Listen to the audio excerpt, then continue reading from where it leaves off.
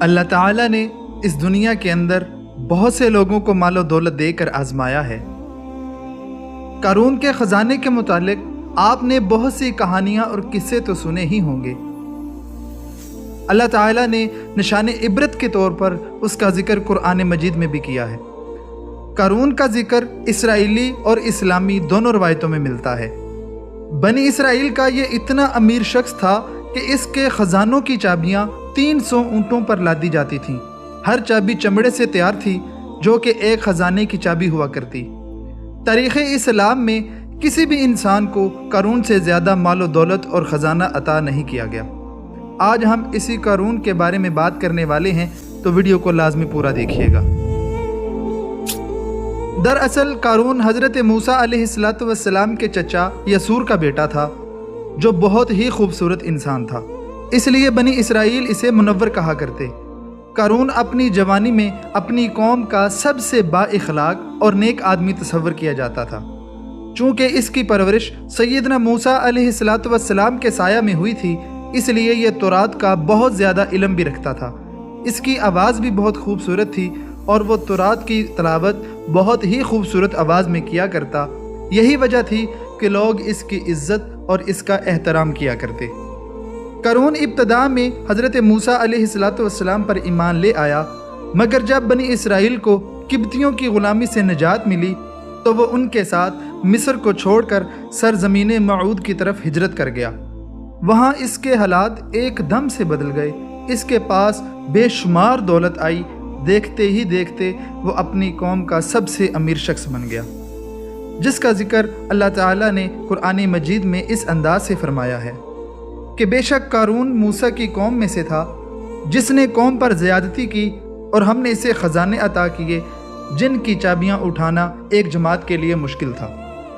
لہذا جب زکوٰۃ کا حکم نازل ہوا اور حضرت موسیٰ علیہ السلام نے اس سے عہد لیا کہ وہ اپنے مال سے زکوٰۃ ادا کرے گا، تو اس نے موسیٰ علیہ السلام سے وعدہ کیا کہ وہ اپنے مال سے 1000واں حصہ زکوٰۃ نکالے گا۔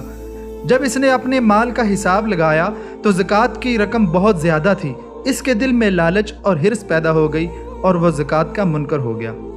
زکوٰۃ سے بچنے کے لیے اس نے ایک گھنونی چال چلی۔ اس نے بنی اسرائیل کا ایک گروہ جمع کیا جو اس کا حمایتی تھا، اور کہا کہ اے بنی اسرائیل، موسیٰ نے ہمیں بہت سارے امور کا حکم دیا ہے جس کی ہم نے ہمیشہ پیروی کی ہے۔ اب وہ تم سے تمہارا مال بھی چھین لینا چاہتا ہے، ہم ایسا ہرگز نہیں ہونے دیں گے۔ اس نے کہا کہ فلاں بدکار عورت کو لے آؤ تاکہ اس کو کچھ پیسے دے کر موسیٰ کو گنہگار ثابت کیا جا سکے۔ پھر قارون نے اپنی جماعت کو اکٹھا کیا اور جناب موسیٰ علیہ السلام کی طرف چل پڑا۔ موسیٰ علیہ السلام سے پوچھنے لگا، اے موسیٰ، زنا کی کیا سزا ہے؟ تو موسیٰ علیہ السلام نے کہا، اگر کوئی زنا کرے اور وہ شادی شدہ بھی ہو تو اسے سنگسار کر دیا جائے۔ قارون کہنے لگا کہ اگر یہ کام آپ کریں تب بھی اس کی یہی سزا ہے؟ موسیٰ نے کہا، جی ہاں، اگر یہ کام میں بھی کروں تو میرے لیے بھی یہی حکم ہے۔ قارون کہنے لگا کہ اے موسیٰ، بنی اسرائیل گمان کرتے ہیں کہ آپ نے فلاں عورت کے ساتھ گناہ کیا ہے۔ حضرت موسیٰ علیہ السلام نے جب یہ سنا تو کہنے لگے کہ اس عورت کو میرے سامنے پیش کیا جائے۔ لہٰذا وہ عورت بلا لی گئی۔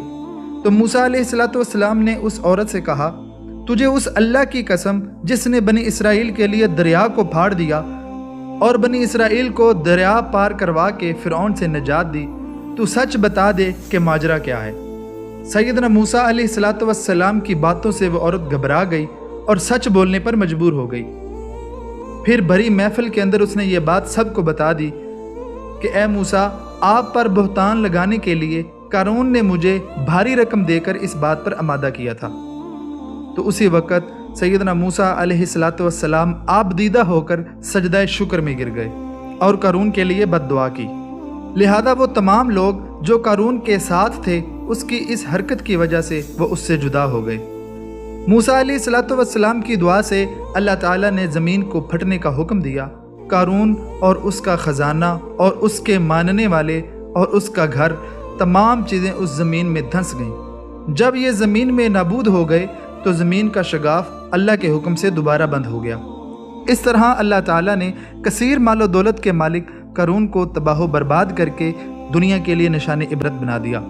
اگر آپ یہ جاننا چاہتے ہیں کہ اصحاب الایکہ کون ہیں تو دائیں جانب والی ویڈیو پر کلک کریں، اور اگر آپ یہ جاننا چاہتے ہیں اصحاب الفیل کون ہیں تو بائیں جانب والی ویڈیو پر کلک کریں، اور ایسی مزید ویڈیوز کے لیے ہمارے چینل کو ضرور سبسکرائب کریں۔